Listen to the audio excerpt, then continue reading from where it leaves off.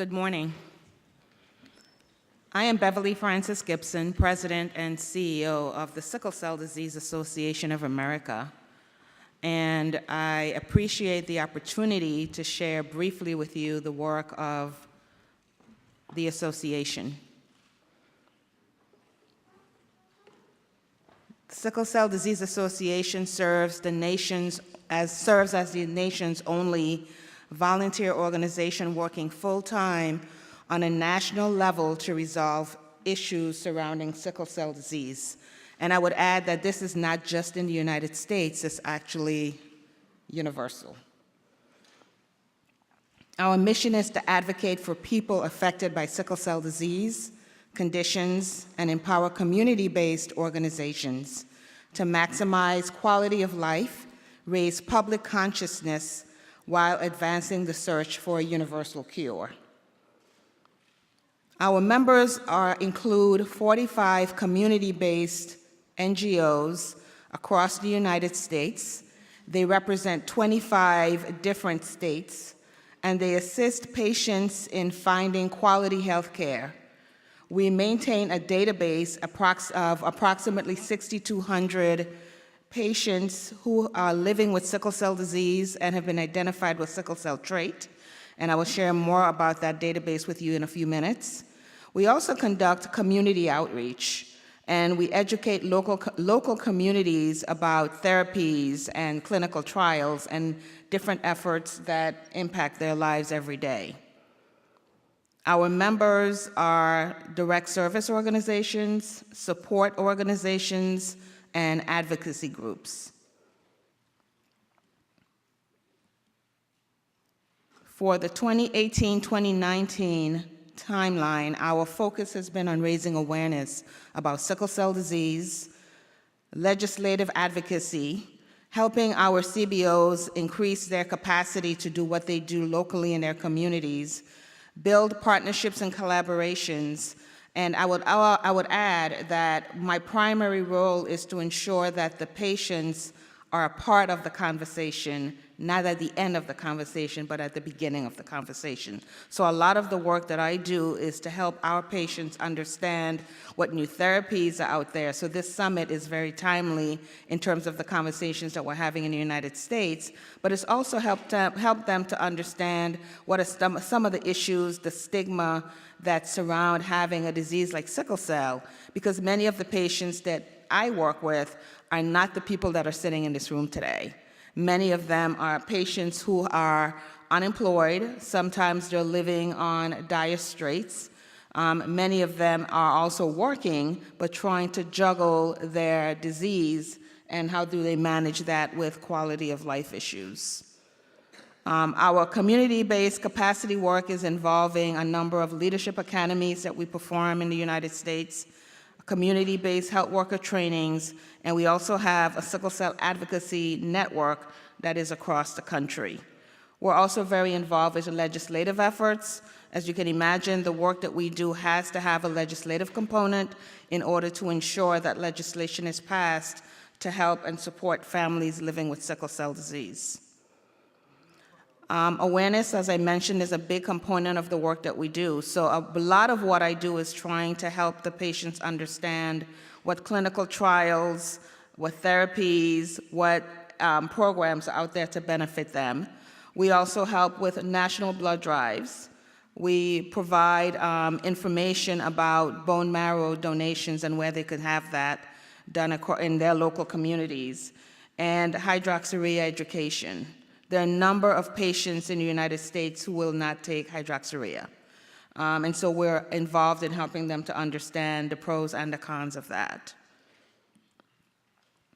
And then obviously newborn screening. We were the recipient of a $10 million HRSA grant, and that is reflected throughout 15 states in the United States. The registry that I mentioned is the Get Connected Patient Powered Registry, and to date that number is increased to 6,200 individuals who are living with sickle cell disease and sickle cell trait who are registered in this registry. The intent is that they get updated information about their disease, research, therapies, and they also can log their medical history in one place.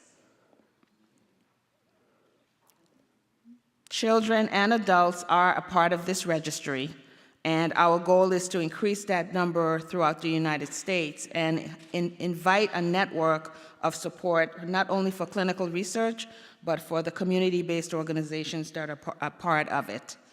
I appreciate the opportunity to be here because I think it is important as we're talking about gene editing and the different forms of therapies that patients are not forgotten at the core of this conversation. Many times they're brought in after the fact. And what I've been trying to advocate for is that their voice needs to be heard before and not after. So at this point, I appreciate your indulgence in giving me an opportunity to share briefly the work that we're doing across the country. I would like to invite my first presenter, Merlin Crosley, to the stage from the University of South Wales.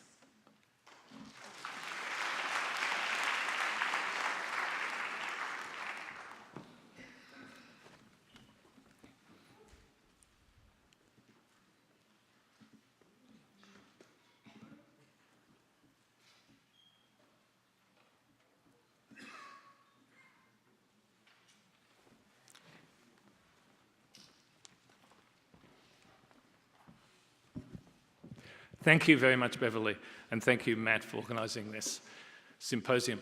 So look, I want to start with this fascinating slide, which on the right actually shows what a human being is like. We forget that the most common cell we have in our body is a red blood cell. Now, it's not surprising, over evolutionary time, certain number of organisms like to feed on this, and if you're a mosquito wanting to breed, you may help yourself to red blood cells, and parasites in the mosquito, such as the malaria parasite, might want to breed in our red blood cells. So there's been an evolutionary arm race happening for millennia, and we're talking a lot about the future, but the past is also interesting. And Schreiner and colleagues published a wonderful paper recently which put forward the idea that 7,000 years ago, something happened in Africa. There was a mutation. A mutation occurred in a beta-globin gene, and I've represented it as in a male gamete. And the individual that arose from that gamete, once it was fertilized, had some degree of resistance to malaria. As Dana Carroll explained yesterday, this person is not immune to malaria, but they have an evolutionary advantage. And they went on to start a family, and the genetics is such that half of their children will have a degree of resistance to malaria. Over evolutionary time, those people will spread. And so, carriers met other carriers. And now, if you remember your basic genetics, there's two different gametes produced by the carrier, and there are a number of different children that can be produced. The ones that are susceptible to malaria on the left, and the ones with some resistance on the right. They meet more carriers, and then the genetics gets interesting. There are some normal people who will have the normal susceptibility to malaria. In the middle, there are twice as many children who have some resistance. But sadly, the ones on the right are minors for the sickle cell mutation, and they have lifelong sickle cell disease. But because that family was producing a number of progeny that had resistance to malaria, this mutation and others like it, and we'll hear about other hemoglobinopathies, spread around the world. 5% of people living in the world are estimated to have a mutation in their globin genes. 300,000 or more babies are born a year with severe homozygous negative mutations and defects. In the developing world, I say most, but perhaps many of these children will die before the age of 5. In the United States, there's lifelong health care, which is imperfect and expensive in terms of human and financial cost. So can we improve things? So for a long time now, there has been genetic counselling which has had an impact in some countries. There have been efforts to replace the defective blood by transfusions, or if you replace the blood stem cells by a bone marrow transplant, that can effectively be a cure, but it's a risky process. There have been efforts for nearly 20 years aimed at replacement gene therapy with retroviral and lentiviral vectors. That certainly has worked, but only in a handful of cases, perhaps less than 20. So now we're talking about correcting the mutation in blood stem cells or iPS cells, or even possibly, and it's been broached, in embryos. And then there are also efforts, and some of the gene therapy trials that George Daly mentioned are involved in trying to de-repress the fetal globin gene to compensate. And drugs like hydroxyurea that Beverly just mentioned also do this through an unknown mechanism. Understanding this has been the first step to curing this disease, and it's taken 100 years. James Herrick first observed sickle cells in 1910. 1949, Linus Pauling called it a molecular disease. 1957, Vernon Ingram identified the change. Fred Sanger's sequencing led to the DNA change being identified in 1977. Tom Maniatis cloned the entire locus, and we understand there are numerous different globin genes in this locus. I'll explain in a moment. And today, there are more than 1,000 known mutations in the globin genes. But sickle cell accounts for many, many of the severely affected patients. But here's a big clue to how we might sidestep the issue. Fetal globin can compensate for defective beta globin, the adult globin. The fetus must extract oxygen from its mother's blood. So in utero, we all produced globins with a high affinity for oxygen. And humans have this complicated epsilon, 2 duplicated fetal globin genes, a pseudogene, and 2 adult globin genes. And the fetus expresses this fetal globin. Janet Watson in Brooklyn, a pediatrician 70 years ago or more, noted that children have fewer symptoms. And it was a great insight. She said, perhaps that's because of the fetal globin gene. And then 10 years later, geneticists realized that certain families had more fetal globin expressed. And people thought, perhaps that's the answer. We can modify and help the disease by expressing more fetal globin. And Francis Collins, who we heard about in Progeria, also worked on, he identified a family that had a mutation in the fetal globin promoter that led to more fetal globin. And many families were found that had hereditary persistence of fetal globin. And if you could mimic the condition that they had, that would compensate for the defective beta globin gene. But the odd thing was that despite this being first identified in the 1980s, no one really understood how these mutations worked. So we looked at these mutations in exactly the right time in history. We said it is very likely 2 repressors bind and the mutations simply knock off the repressors. And Gabriella Martin in my lab performed a very simple candidate screen because science had delivered many DNA binding proteins for us to test by then. And she found a protein called BCL11A bound to the site that Francis Collins had identified. And this was important because other genetic studies had shown that BCL11A was certainly a repressor of fetal globin. And we found the mutations prevented BCL11A binding, and other students in my lab showed BCL11A binds directly to the fetal globin promoter.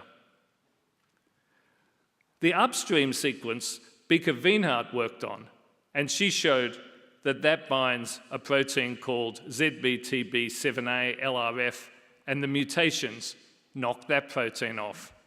And other work that we did in collaboration with Taka Maeda and Stu Orkin shows that's also a potent repressor of fetal globin. And the mutations, so it binds directly to the promoter, and the mutations knock it off, and that's shown there. So the mechanism of how the HPFH mutations lead to fetal globin derepression was now known. And I think this sets the scene or adds to the possible therapies. And the speakers that we've got following me will talk more about approaches to using gene editing to correct some of these defects or sidestep them by turning on fetal globin. So many people, including us, have been making CRISPR-mediated changes or deletions to disrupt the fetal globin gene and boost its expression. Matt Porteous, who's speaking soon, first sent me a TALEN. He was one of the first persons doing zinc fingers and then TALENs, and was able to interfere with the globin promoters. And that TALEN works superbly well. Many people, most notably perhaps Mitch Weiss, have used modification to knock out these sites in the fetal globin promoter to turn the fetal globin on so it can replace beta globin, compensate for beta globin. Other people have deleted large areas of the various control regions involved in silencing. The other thing that's happening is people are directly modifying the BCL11A enhancer, because if you stop BCL11A being expressed at high levels, fetal globin will come on. Matt has also published a paper recently using homology-directed repair to correct the sickle cell mutation itself.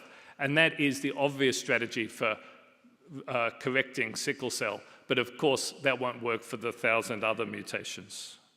And Sivi Prakash, who's going to talk as well, has also been doing this work in iPS cells and in other cells.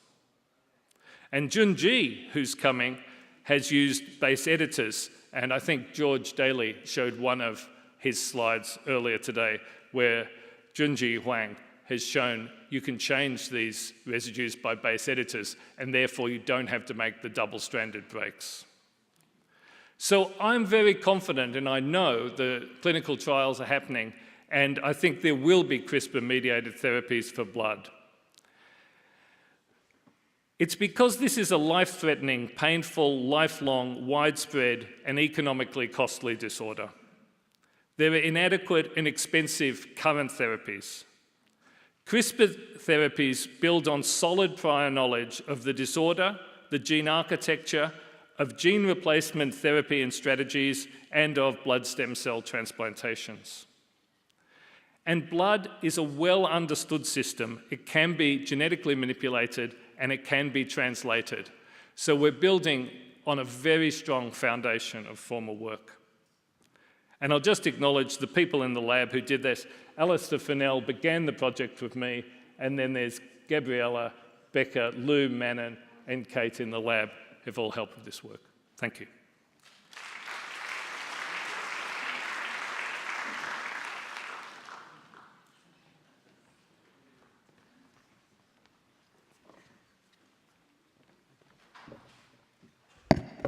Thank you, Marlon. Now we're going to have Siva Prakash. I cannot pronounce your last name. Ramalingham.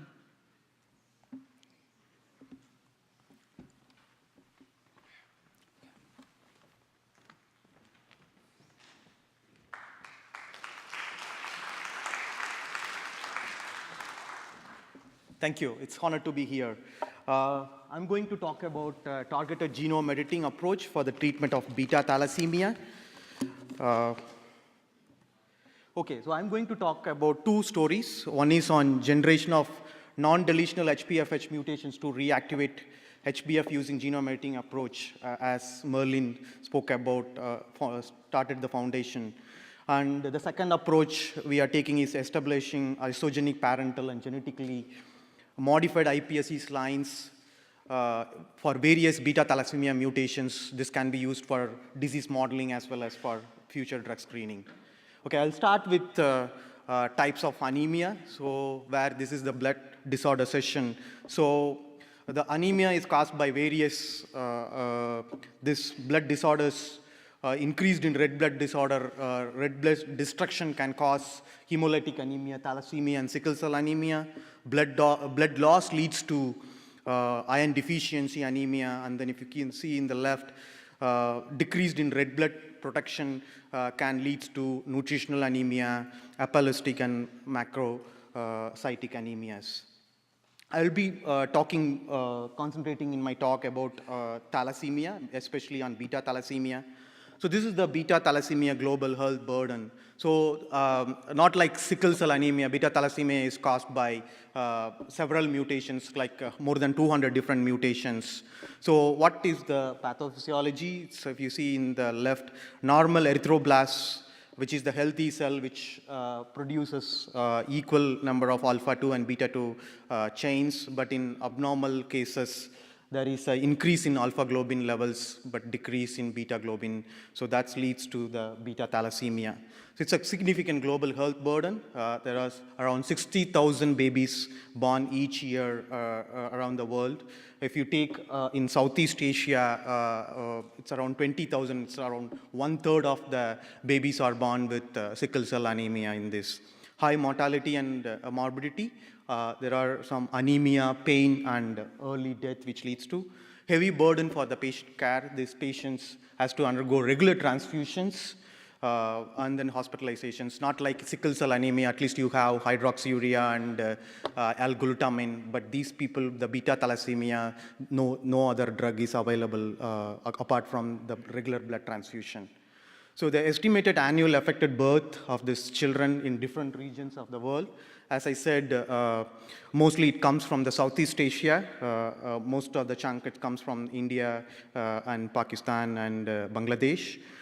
In other parts, there are many in like regions in America, Africa, and European region. Okay, so how this globin gene got evolved through the evolution. So it started from one gene, it got duplicated, and then it produced alpha. It got duplicated, and then through the mutation, it got alpha and beta globins, and then it get transposition. Alpha went to the chromosome 16, and then beta went to the chromosome 11. And then further duplications and mutations lead to beta globin into embryonic, fetal, and adult, and then in the alpha globin. So here I'll be talking more about the beta thalassemia. As I said, the beta thalassemia is a heterogeneous genetic disorder. It is caused by more than 200 mutations. The mutations are spread across the gene. From you can start from the promoter region upstream to the 3' UTR region. So these mutations leads to, as I said, either no synthesis of beta globin molecule and surplus production of the alpha globin gene. This leads to inadequate generation of red blood cells. How these mutations are, what are the major mutations among these 200 odd mutations? If you see here, IVS 1 to 100, which is the G2A mutation, which is the most common mutation in Africa, regions in Americas, and the Eastern region, European as well. If you take in Southeast Asian and Western Pacific region, there's a one common mutation, which is IVS 125, which is G2C mutation. Okay, so how these traits getting passed through the generations? If you see here, unaffected carrier father or unaffected carrier mother, there is a chances of getting affected is 1:4, and then unaffected is also 1:4. Unaffected carrier is 2 in 4 chances. Okay, so this is the pathophysiology. It's very complicated. As I said, there is a reduced synthesis of beta globin and increased synthesis of alpha globin, which leads to membrane damage. There is a precipitation in erythroid precursors within the bone marrow, which leads to premature death of erythroid precursors, and then ineffective erythropoiesis, which eventually leads to anemia. So this anemia eventually increases the iron absorption. If you have iron absorption, then you have to go for regular blood transfusion, which leads to iron overload, and then eventually the patient may go into cardiac death and arrest. You see in the left, there may be increased erythropoietin, and then which leads to bone marrow expansion, and then there may be some skeletal changes. So patients eventually will die in this. So what is the current treatment for this beta thalassemia? As I said, it's only regular blood transfusion. There is no drug is available for this. The cure, if you take the definitive cure, is hematopoietic stem cells transplantation. But there is numerous complications involved with the hematopoietic transplantation. You need to look for the HLA matched donor, as Merlin rightly said. And then lentiviral-based therapies, there are already few clinical trials, but these lentiviral therapies has its own risk, safety concerns, like insertional mutagenesis and random integration. So the evolutions in genome editing with advances in induced pluripotent stem cells and in hematopoietic stem cells provides the realistic opportunity to tackle these beta hemoglobin disorders.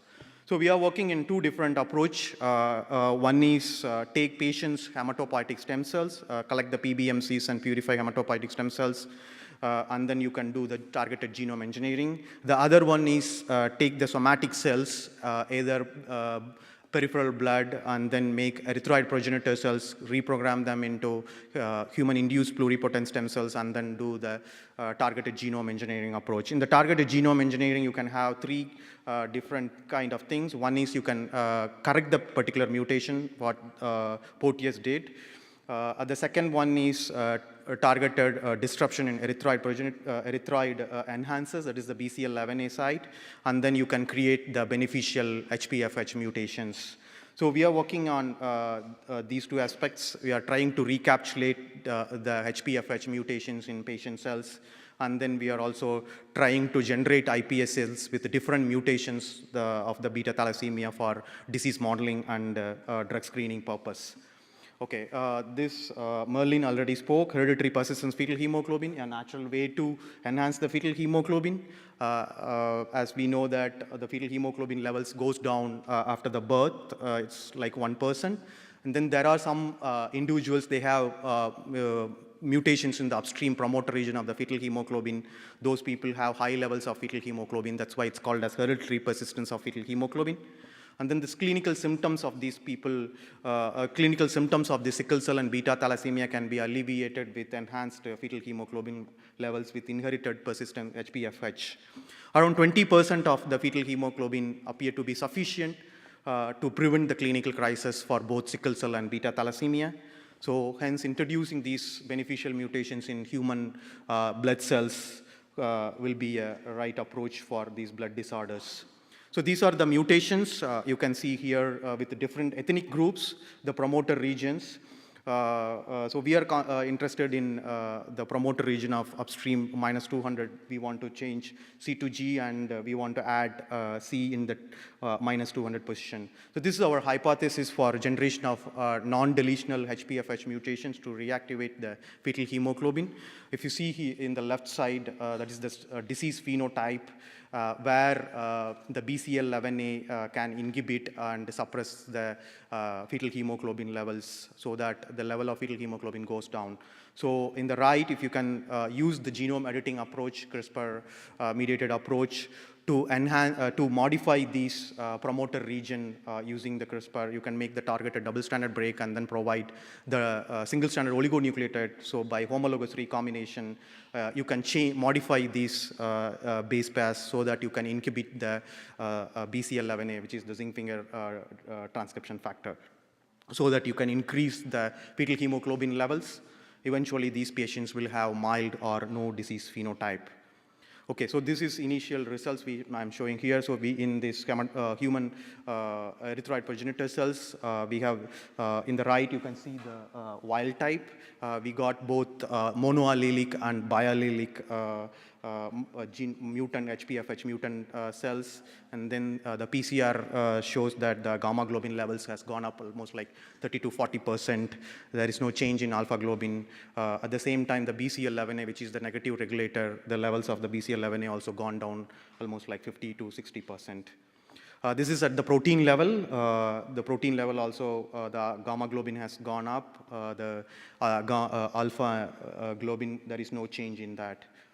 Okay, the second approach is what we are trying to do is establishing the isogenic and genetically modified iPS lines for various beta thalassemia mutations for future drug screening purpose. So here, the major advantage with the iPS is like it's a immortalized cell line. You can passage them and then you can grow, and then the efficiency of genetic modification is very high compared to the hematopoietic stem cells. So here the approach is you take the patient blood cells and then transfect certain transcription factors like OCT4, SOX2, NIN20, NANOG. These are the Yamanaka transcription factors in the erythroid progenitor cells, and then convert these erythroid progenitor cells into human-induced pluripotent stem cells. And then you can correct the mutation and then differentiate, or you can directly, the mutant cells, you can directly differentiate. These two can be used for the disease modeling and drugs purpose. In this, the major barrier is still the in vitro differentiation of HIPSCs into hematopoietic stem cells. But recently, George Dully's group has shown that there are 7 transcription factors. If you overexpress at a certain stage, you can get the mature hematopoietic erythroid progenitor cells, definitive one. Okay, so these are the mutations which we collected in India. These are 22 common mutations. So we are trying to establish iPSC repository using these patient cells. These 22 mutations were calculated based on the 100 samples we collected for GWAS and GSA array studies. This is the approach, the schematic showing the genetic correction of various beta thalassemia mutations in patient-derived iPSCs using a single donor. So the guide RNA was designed to target at the intron 2, and then the repair template, which contains the piggyback ITR sequences with GFP and puromycin. So you can deliver both the donor DNA and sgRNA. It makes the double stranded break by homologous recombination. This get integrated. And then the piggyback, you can just use this after the gene correction, and then you can get the seamless gene-corrected iPS cells. So with this, we have shown that gene editing can be used to generate non-deletional HPFH mutations in human erythroid progenitors to reactivate the fetal hemoglobin. So we have also established isogenic parental and genetically modified iPS cells for various beta thalassemia mutations. This can be eventually used for drug screening and disease modeling purpose. So with this, I thank the funding agencies, and most of the work was done by Nupur and Sangam. Thank you.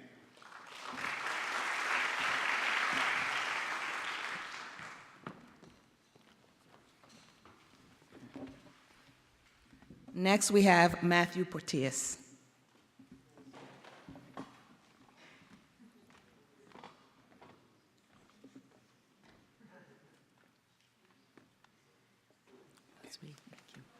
All right, thank you. Thank you, Beverly. Thank you, Ramesh. Thank you, Merlin, for giving such great introduction. So I'm going to build on what we're trying to do in this session, which is give a sort of an overview of how genome editing can be thought of as applying to a very specific set of diseases, and then how the community that's affected by the diseases starts to think about genome editing. So I am fortunate enough to have some conflicts because of the interest in the private world, biotechs, in this technology, but I'll be speaking only about what I've done, what we're doing in the lab. So sickle cell disease is one of thousands of genetic diseases affecting hundreds of millions of people worldwide. And in fact, I believe probably that figure of 350 million people affected by genetic diseases worldwide is an underestimate, because in many communities, I suspect that patients are missed. While many of these diseases would be classified as rare, either in the US because they affect 1 in because they affect less than 200,000 people, or because in Europe they affect less than 1 in 2,000 births.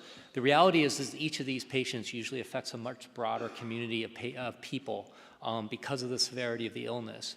So one way of thinking about this in my mind is that if you can cure a single patient, you can actually make an entire community healthier. And so specifically for sickle cell disease, as has been mentioned, every patient who has this disease has a single nucleotide change in codon 6, an A to a T, leading to a single amino acid change, changing a charged amino acid, glutamic acid, to a valine.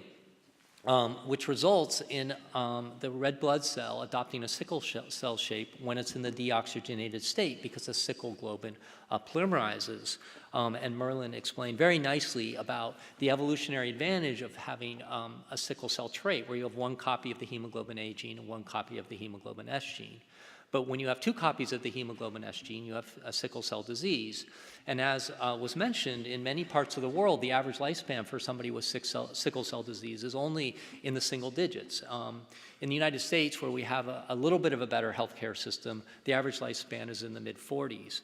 But it's important to note that 30% of adults with sickle cell disease have pain every single day of their lives. So this is not a disease that, even if they're alive, it's a disease that has significant morbidity. And this is a relatively famous painting sort of depicting the chronic pain crises that afflict patients with sickle cell disease. It's a genetic disease caused by a single nucleotide change. And not surprisingly, David Baltimore 40 years ago, and several others, identified the concept that we're all been working on since then, which is that we've identified a genetic disease. We know the genetic basis of that disease. We even know the stem cell that gives rise to the cells that cause this disease. And he proposed that we could take the stem cells out from a patient, either add a new gene in, or what I've highlighted here, correct the gene, and then give those corrected stem cells back into the patient and cure the patient of this disease. And he called that it would be a triumph of medicine. And we're 40 years later, we're getting close. So we're going to make it happen. Less than a decade later, Oliver Smithy showed that he was able to alter the beta-globin gene at a very low frequency, on the order of 10 to the minus 6. So a frequency that was far too low to be of any clinical benefit. But with the advent of genome editing, we can now increase that frequency to now clinically relevant numbers.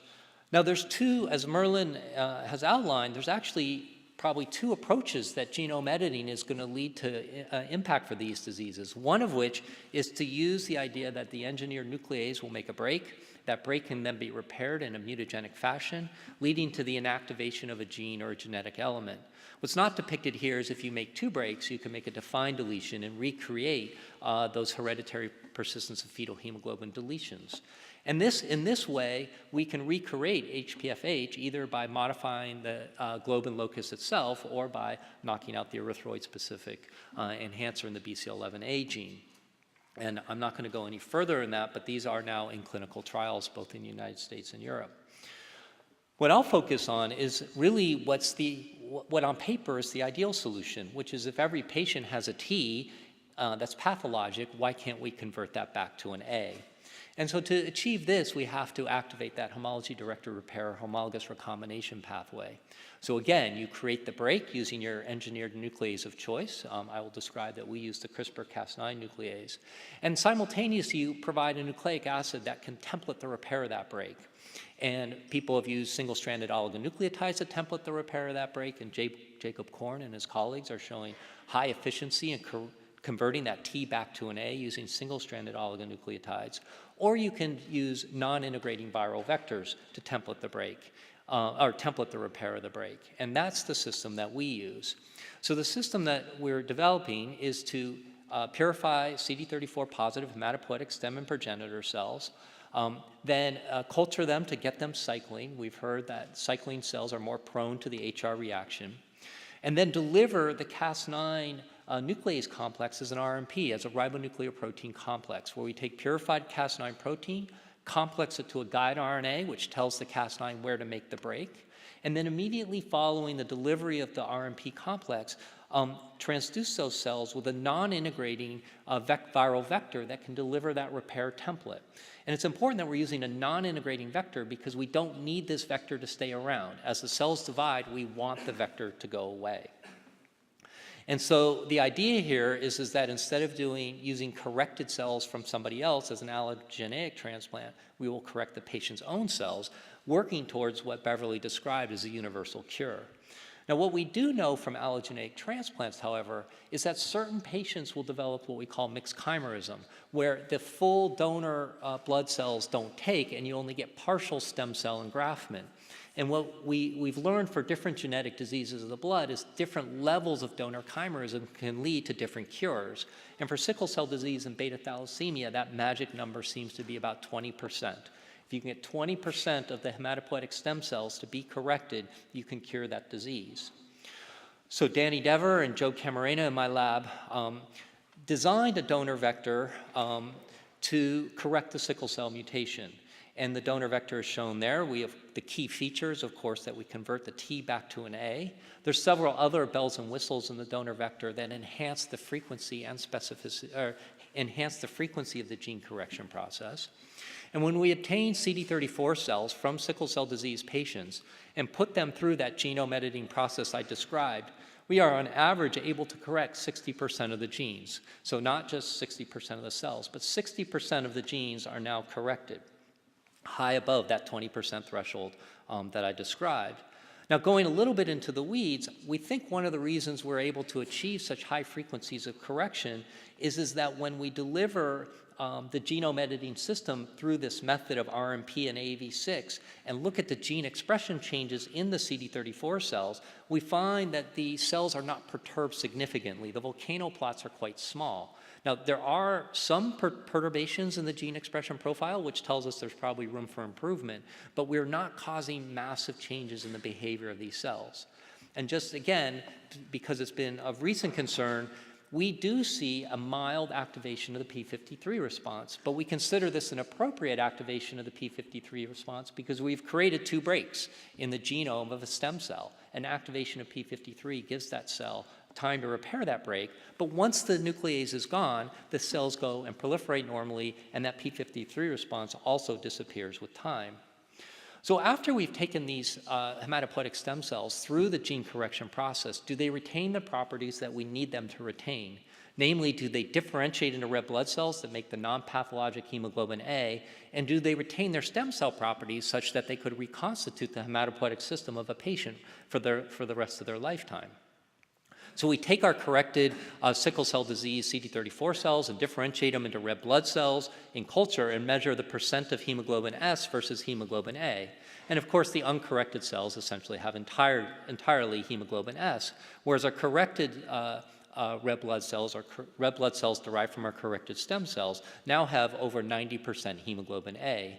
And we know that if we can keep that percentage over 70%, again, we cure patients of their disease. So we make good red blood cells. Do they retain their stem cell properties? Well, the only way to prove that we retain the stem cell properties is, of course, put them into a human being and watch them. The FDA appropriately are not going to let us do that until we prove in a preclinical model that there is some evidence that these cells retain their stem cell properties.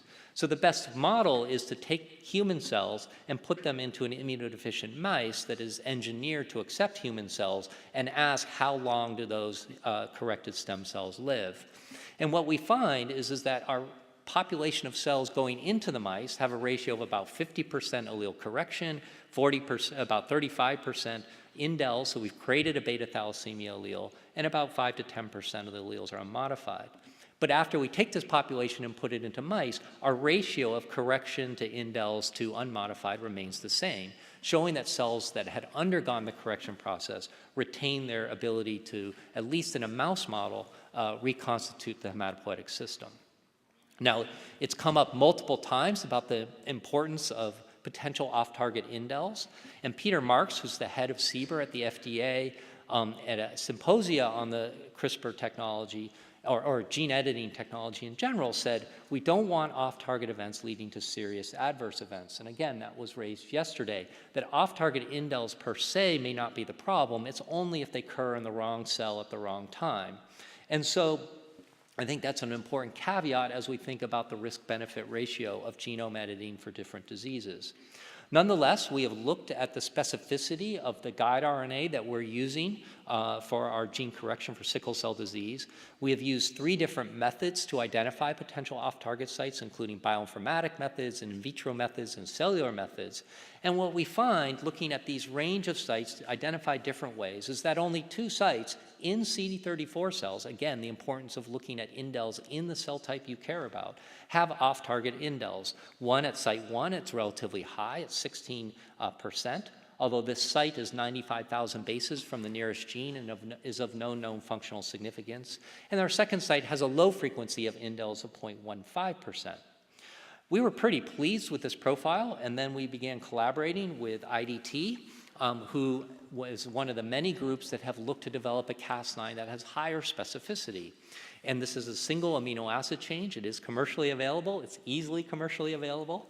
And what we find is that this high-fidelity Cas9, delivered as an RMP, we maintain our high gene correction frequency at that 60 to 70% level, but we reduce our off-target indels by over a log. So at off-target 1, we're now down to 1%, and at off-target 3, we're down to less than the level of detection. And I actually believe that this level of specificity within the nuclease is probably safer than life. It's probably safer than what these cells are doing spontaneously every day that they're dividing in the body, and certainly probably safer than flying at 36,000 feet as you fly from San Francisco Airport to Hong Kong. So again, putting things into the context, a broader context. So this has all been done at the laboratory scale. As we move to start a clinical trial, we need to scale this up to make sure that the recipe we designed that makes a great cupcake makes a great cake. And what we found is that as we've moved to scales of 100 to 150 million cells at a time, we are able to maintain our gene correction frequency of between 40 and 56%, leading a percent cell correction frequency of 47 to 65%, again, above that 20% threshold that we want to achieve. So where that puts us is the idea that we can now think about a clinical trial using gene correction of somatic hematopoietic stem cells, where we would harvest stem cells from a patient. I'm showing a baby here because ultimately we want to treat young children before the disease starts to cause damage in the organ. We'll have to start in adults. We'll harvest stem cells and purify them. We'll then bring them into a specialized facility where they'll be manufactured using the system I just described. If they pass our quality control tests, we will then infuse them back into the patient after the inpatient undergoes conditioning to create space for our modified stem cells.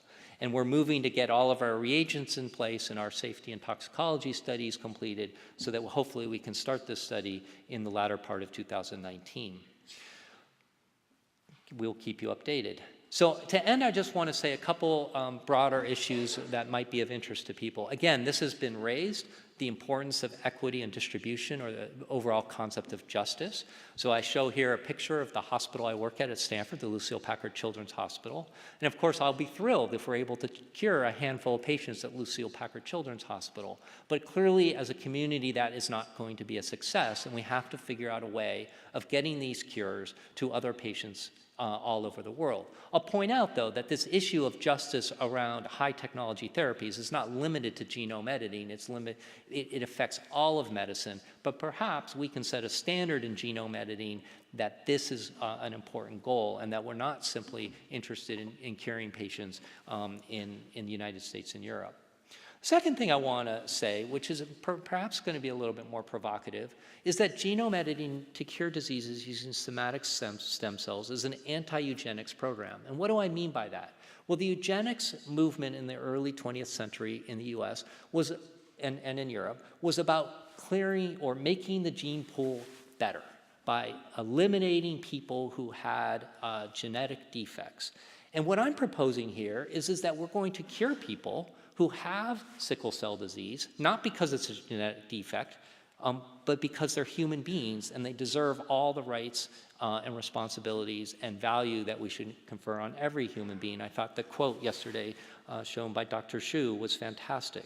And so what will inadvertently happen, of course, is that the frequency of the sickle cell allele will increase in the population because we will now be taking people who normally die in childhood and allowing them to live to adulthood, and they will have their own families, they'll be contributing members to our communities, and I think we should embrace this consequence. The final thing, on sort of a note of optimism, is it was only less than a decade ago where the possibility of finding a universal cure for sickle cell disease didn't look great. But we're sitting here today with multiple different possibilities on the horizon for curing this disease. And so I show here, that there's many different ways to making sure your pants don't fall down. So there's many potential ways that we can cure sickle cell disease, from getting better at allogeneic stem cell transplant, from getting better at lentiviral gene therapy, by getting better at gene correction by genome editing, or by de-repressing gamma globin. And it'll be really interesting in 5 to 10 years to find out which of these modalities is the best fit for which of our patients in which parts of the world. And I would be surprised if any one of these is the one that worked for everyone, but I would also be surprised if, in combination, all of these weren't one day appropriate for every patient with the disease. So with that, I want to thank you for your attention and all the members of my lab and collaborators around the world, and then bring up Beverly to introduce our next speaker. Thank you very much.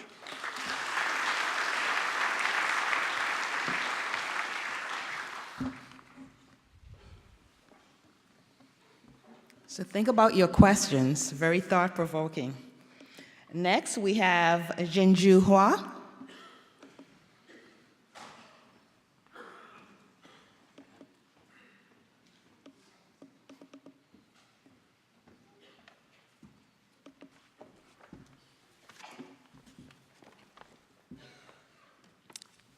So, good morning, and thank you for the introduction and inviting me here. Today, I would like to overview our basic research about fixing beta thalassemia in human embryo. Thalassemia is a genetic blood disease which was found in 1925. Beta thalassemia is high incidence of genetic disease in South China, especially in Guangdong and Guangxi province. The population of carrier is between 3 to 24%. Is most common genetic disease in my city. People with thalassemia can get an overload ions in their body, result in damage to their heart, liver, and spleen, and so on. The patient need regular blood transfusion until they die. If lucky enough, few of them can do stem cell transplantation. Now there are two main types of thalassemia, alpha thalassemia and beta. So the skin cell is included in the beta thalassemia. So gene therapy for beta thalassemia has been studied for more than 30 years. The company Bluebird has completed the phase 1 and 2 clinical trial. So a clinical approval for the gene therapy may come in 2019, maybe in Europe. But the gene replacement could not treat all genetic disease. Then gene editing technique enables scientists to modify DNA sequence as specific genomic mutation site, which is an important option for gene therapy.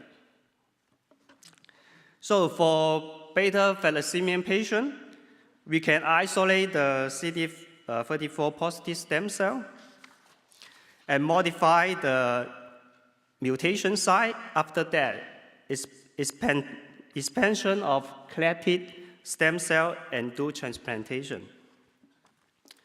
Now, many scientists and companies focus on fixing beta thalassemia with the somatic stem cell by precisely repairing the mutation site or by knock out BCL11A to reactivate the gamma globin. But another important issue for the genetic disease patient is how to get a healthy baby for them, especially both parents are carriers. There are only 25% embryos are normal. Professor Chanchen Zhou is a director of the IVF Center in our first affiliate hospital, which was formed in 1989. So in our IVF center, we use third-generation test tube baby technology called PGT to help beta thalassemia or DMD patients to get healthy babies since 2000. But in some cases, it's hard to get a normal embryos. So we think that can we repair or block genetic mutation in human embryos? Using gene targeting and gene editing technique, I have produced many different types of genetic modified mice model for basic research in the past more than 10 years. In 2013, Professor Jinsong Li has shown that use CRISPR-Cas9 could fix the genetic mutation in mouse embryos and get healthy pups. So, what risk in fixing beta thalassemia in human embryos with CRISPR-Cas9?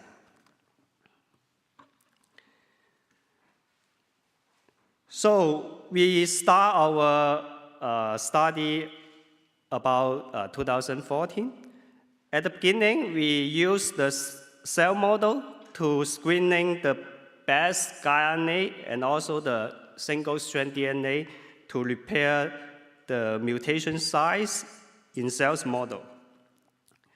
So after we get best RNA and ssDNA, we inject those into the triple polynuclear zygote, which are not non-viable embryos, but is a best model for study. Surprisingly, we found high ratio of unexpected repair using the endogenous HBD as template, as you can see here. It's about 25%. So we also found off-target effect in human triple polynuclear embryos. There are still many risks for gene editing in human embryos with the CRISPR-Cas9, such as the NHEJ, MOSAT, off-target, and using endogenous gene as templates. But in 2017, Milipover's team discovered that using normal human embryos, it can use the endogenous Y-type allele as template to repair the mutant allele after gene editing.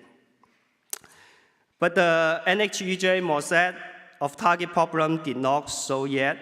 So in 2015, after the first try I4, CRISPR-Cas9 was not the suitable tools right now.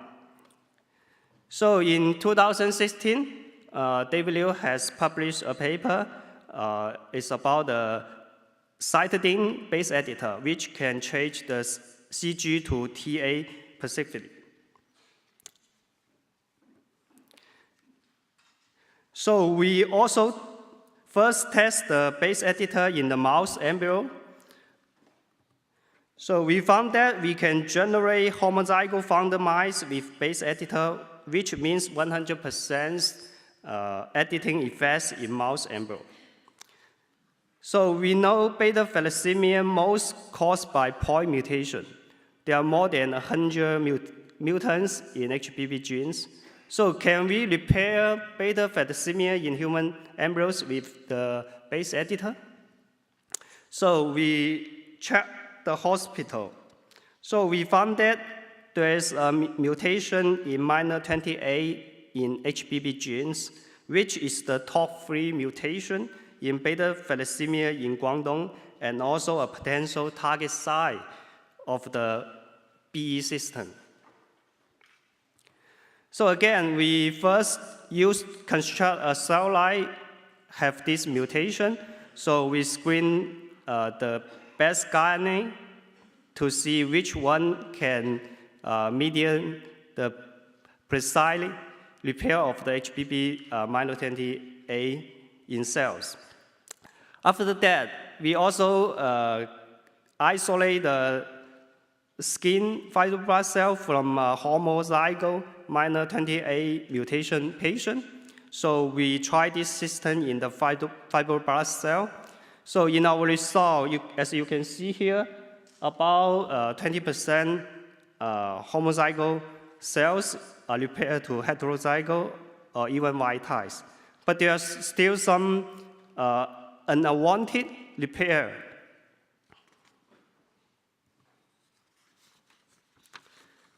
So in 2017, David Liu published another paper and showed that another version of the BE3 called YEE-BE3 can precise editing a single base.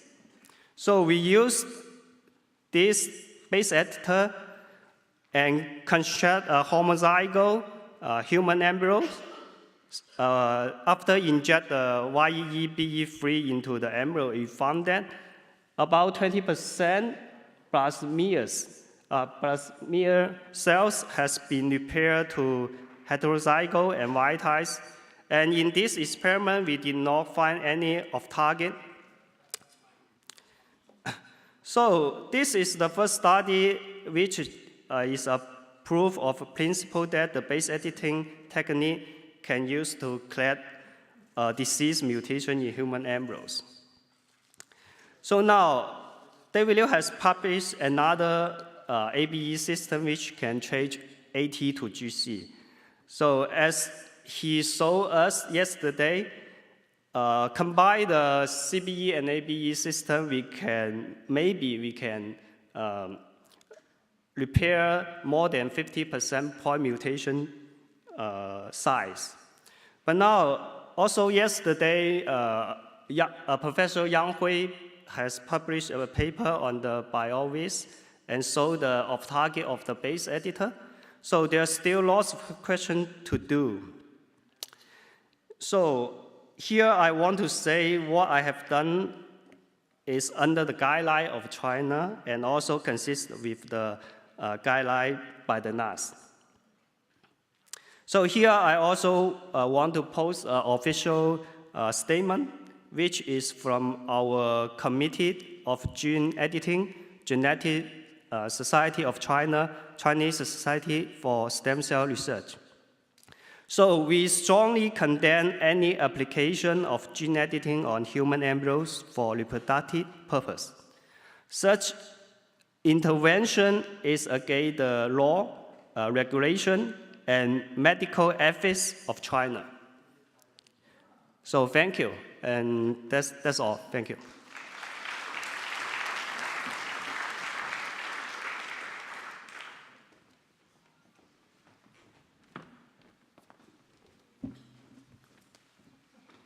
Next, we have Vince Bonham.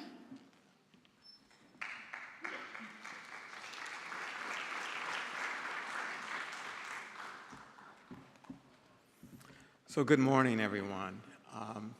I'm really pleased to be here, and I thank the Planning Committee for the invitation to come and to bring the voices of the sickle cell disease research community and stakeholders with regards to somatic clinical trials for sickle cell disease. As an employee of the National Human Genome Research Institute at NIH, my comments today are my comments and the comments and voices from the individuals we interviewed and not the position of NIH or the Department of Health and Human Services. So the question is, what are the attitudes and beliefs of different stakeholders within the sickle cell disease community towards participation in future genome editing clinical trials? About 3 years ago, it became very clear to me that sickle cell disease was going to be one of the first areas with regards to somatic gene editing, with regards to using this technique to actually provide a cure. And the opinions and views of the community were going to be important with regards to the success of this research. So we decided to conduct a study, a qualitative mixed method study of individuals living with sickle cell disease, their parents and their physicians, with regards to their views, with regards to a willingness to participate in clinical trials. We conducted 15 focus groups in the United States, in the Mid-Atlantic area and the South, to explore the questions of the views of this community. We had 6 focus groups with patients, adults living with sickle cell disease, 6 groups of parents of children with sickle cell disease, and 3 groups of physicians who cared for this patient population. So it's my honor really to share with you the results, the voices from the community with regards to their perspective in participation in somatic clinical trials. So we identified a number of major themes from our 15 focus groups we conducted. And I just want to highlight here the 4 areas that were the major themes that were identified from our discussions. One was regarding information, the need for information with regards to the techniques and these opportunities for these trials. They wanted information about both the benefits and the risk, the track record of the research, and the issue of interpatient variability. There was concern with regards to different genotypes and the issues with regards to a disease that have very different phenotypic presentations, how that may be impacted with regards to this type of technique.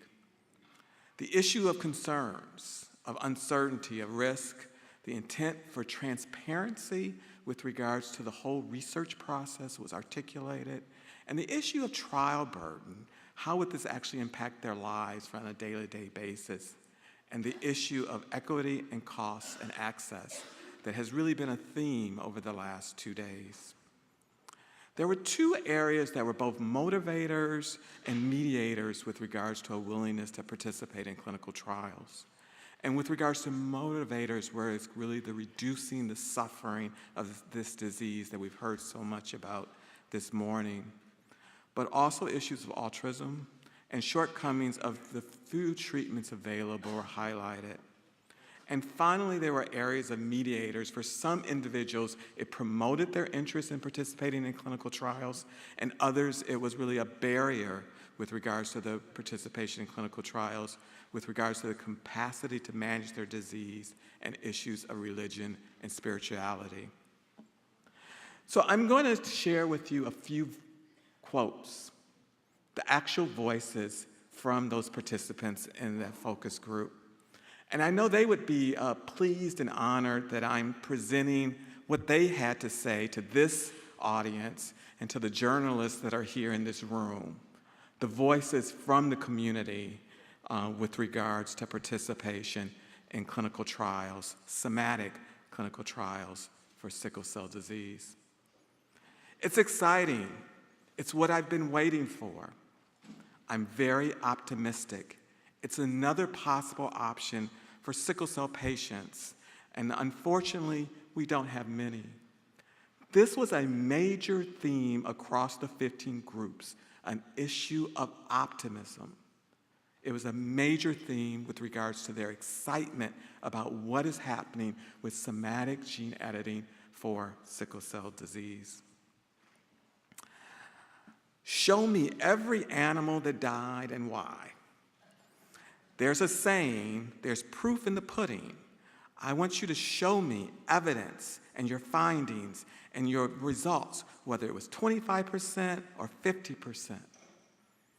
a physician said, chances of success, chances of failure, chances of death, chances of irreversible complications, known possible things that could go wrong.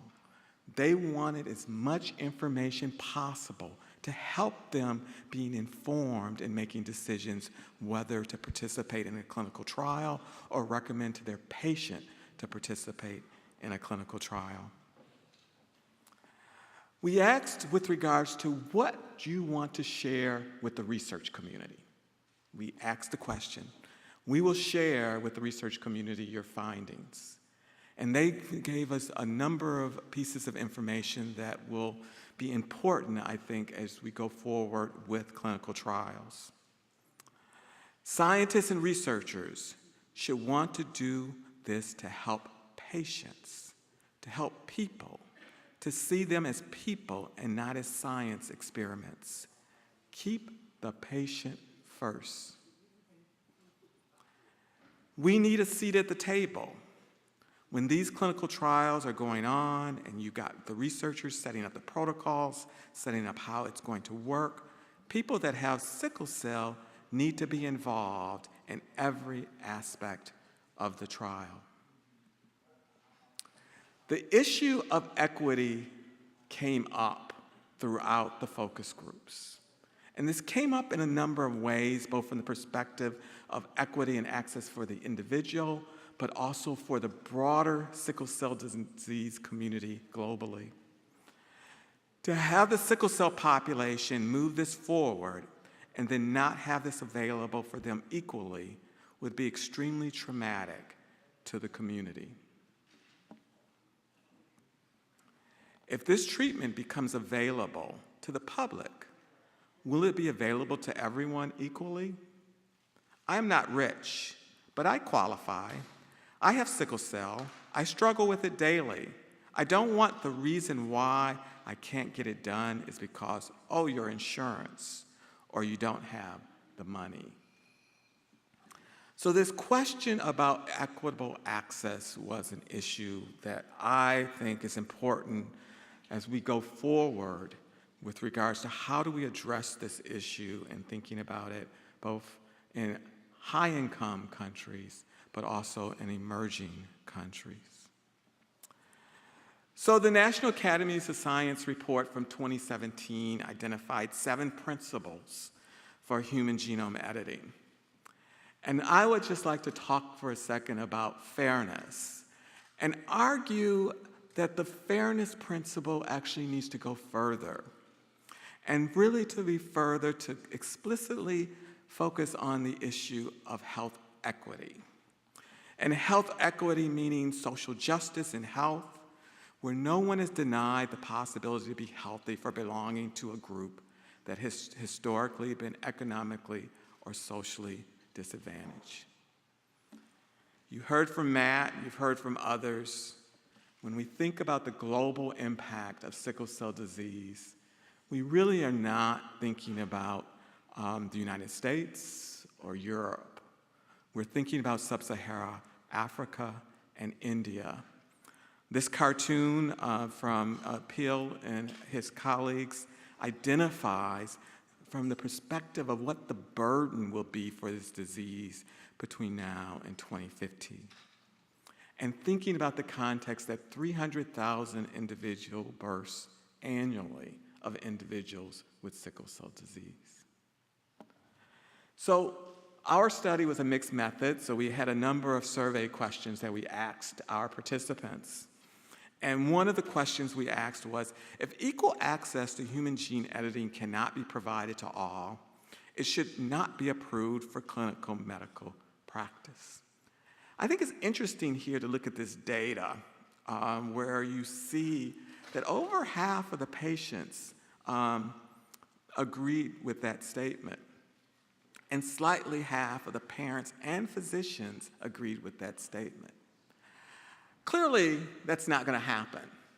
Okay? We recognize that the issue is that in our global world, there is going to be differences. But I do think this is something we need to think about as we think about the actual implementation of genome editing in both trials and then ultimately in clinical practice, of how does the public, how does the community think about access to this new technique? And how do we move forward in a way to make it as equitable as possible? So a few take-home points that I want to close with. One is optimism towards a gene editing curative treatment was expressed across all stakeholders due to the debilitating nature of sickle cell disease and the lack of existing treatments. Reservations were expressed related to uncertain nature of risk and long-term impact and trial burden.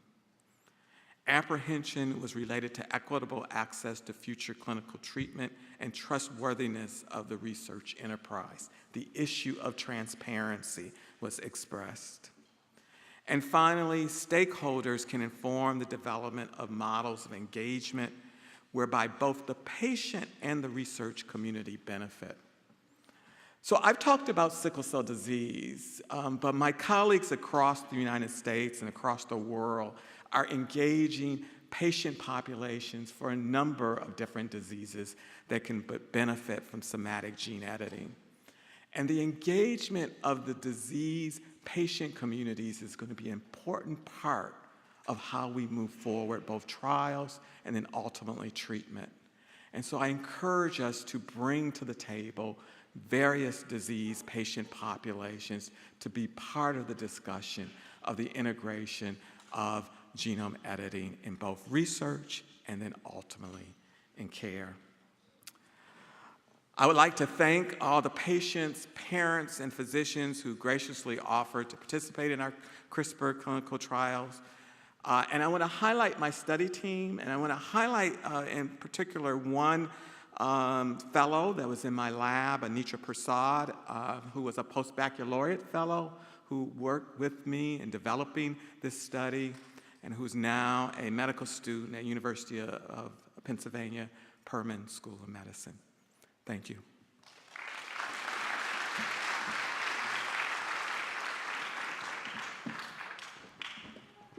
We have time for a few questions. I'm going to ask our speakers to join me on stage.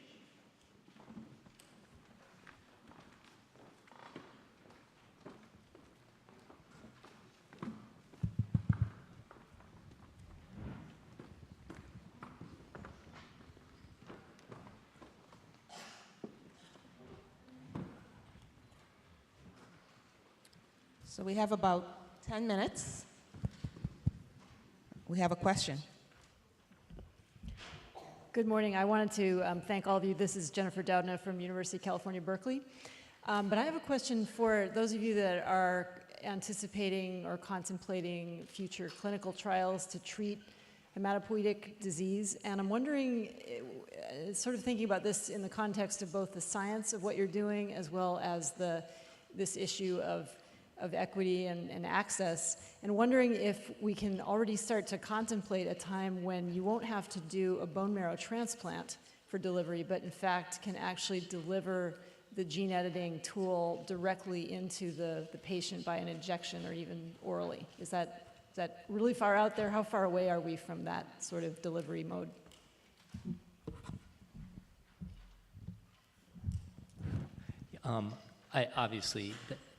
Well, first of all, I would say genetically, gene correction's the dream, but then the delivery of a gene correction system by a in vivo system would be the true dream. I don't see currently enough. The true hematopoietic stem cell is a very rare cell in the bone marrow. And I think to develop a delivery vector that can target that cell without targeting all the other cells is a challenge. I'm a believer in all hands on deck, so I hope that there's people working on it. In the meantime, that shouldn't stop us from trying to make ex vivo genome editing of hematopoietic stem cells effective, safe, and cheap, and widely available in case no one can quite find that magic particle that can hit the hematopoietic stem cell in vivo at high enough frequencies. Does anyone else want to add anything? I'm optimistic that this may be possible. I mean, I think people are doing things in mice in vivo. But I would also say that another solution, people are doing CRISPR screens for agents which will inhibit BCL11A directly.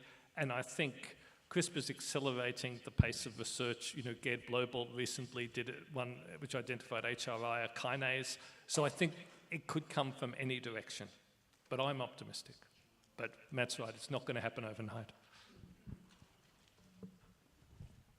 I think creating this beneficial HPFH mutations undergo non-homologous enjoining. You don't need to correct, so that way you can increase the efficiency of increasing the HPF levels, so that you can avoid this genetic correction. You can create the mutation, so that way efficiency will be very high. I think in near future it may be possible. It's another equity of access question. It's a perennial problem throughout all areas of healthcare. It's a particular problem within rare disease, and it's the same across lots of countries. It's not a north versus global south question. Why is genome editing going to buck this trend?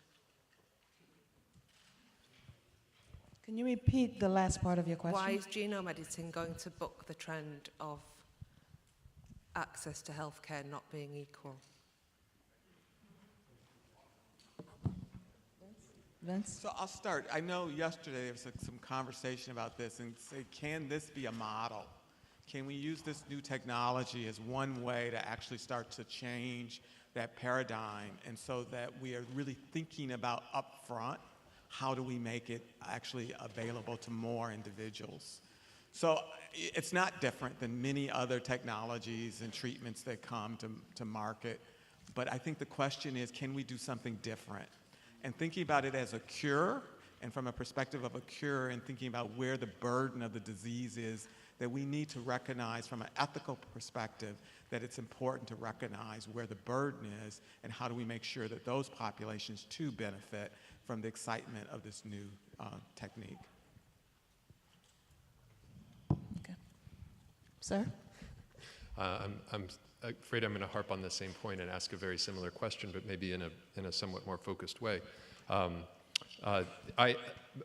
Dr. Bonham, I thought that the comments that you put up were really important and very illuminating, but I think the right way to read them is that back of those sort of aspirations and hopes is a whole set of failures, and that those failures run pretty deep, all the way from the ways in which prior efforts at quote-unquote engaging patients have led to forms of conflict. For example, the Miami Children's case around Canavan, where there was a kind of sense that there was an appropriation of the knowledge that was produced and its commercial potential from the patients that were essential to the making of it.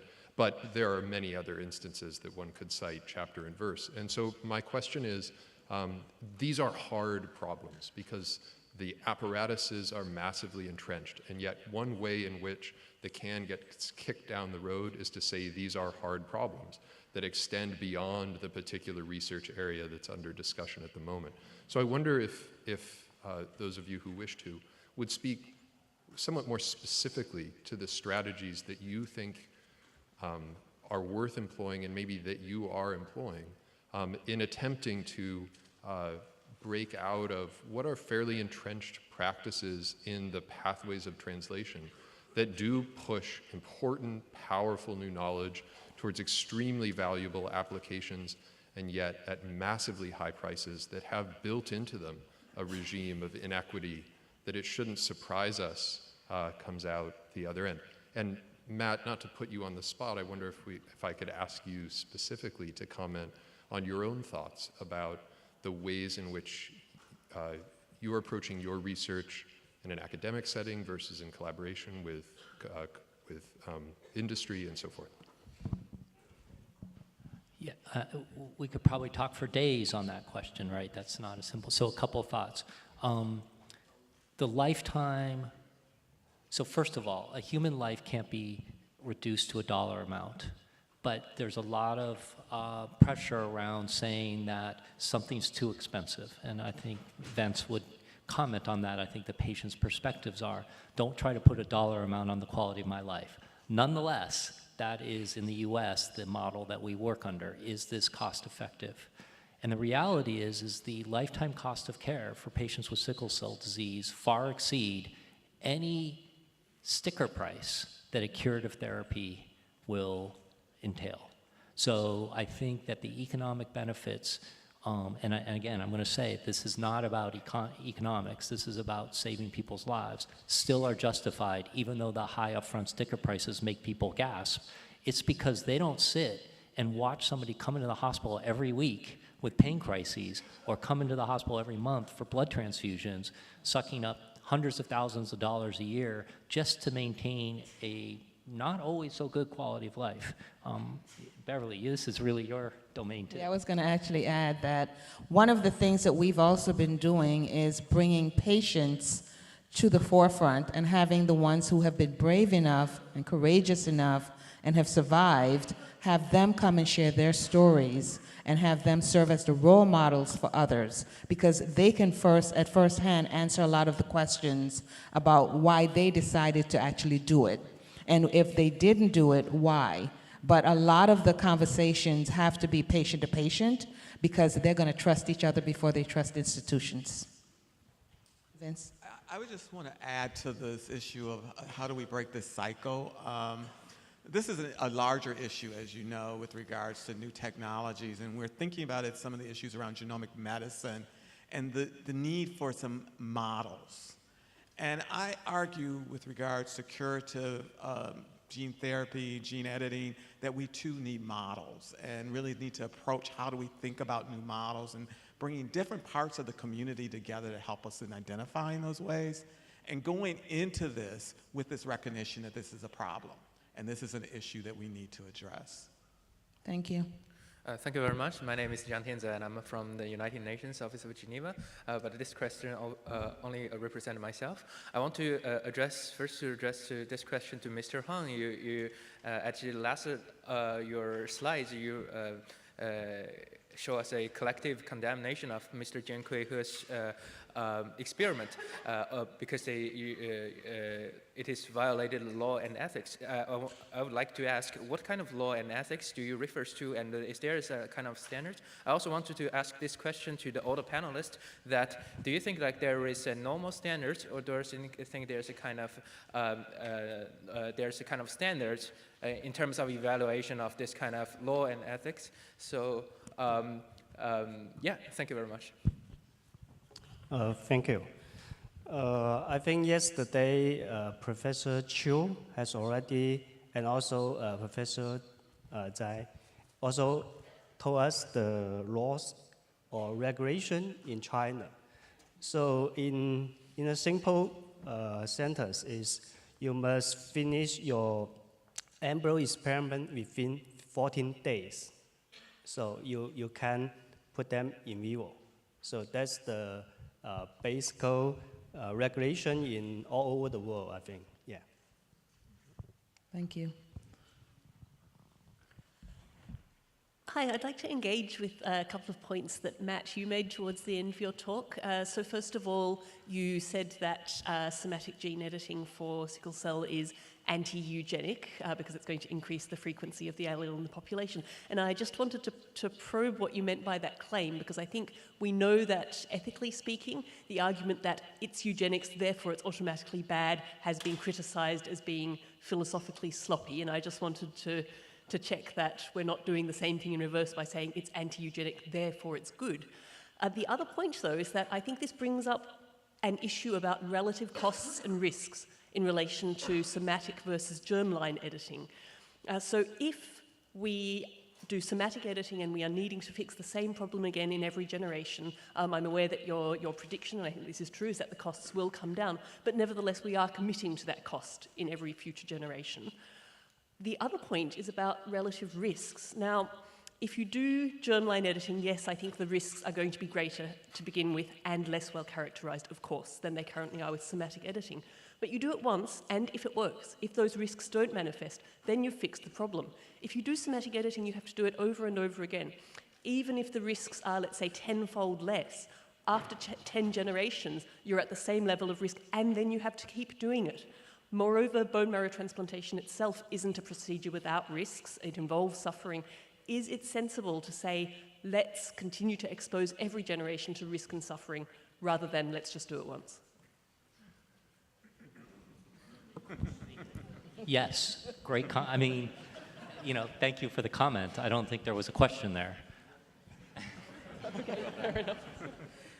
And our last question. So I have a follow-up question for Dr. Huang. I'm Eben Kirksey from Deakin University in Australia. And first, I just wanted to thank you for the very clear and transparent presentation of your own research trajectory in the context of your paper from April 2015. So I commend you for that. Earlier, we were talking about consensus, and I'm just wondering what the process of consensus was like for that last slide that you showed us. What are the discussions that are happening right now within the Chinese scientific community about this emergent news? So you mean the last slide, the statement? The statement of condemnation. Yeah, because it's our committee attitude about this news. Because we don't know it's true or false, true or fake, but if this happened in China or other countries, so our attitude are the same. Yeah. So I think we're doing the journal editing must follow all guidelines in the national you stay, and also follow the rule of the international. Yeah. Thank you. I'd like to thank Matthew for organizing this particular session and the organizing committee. Thank all of our speakers today, and we break right after this. Thank you all.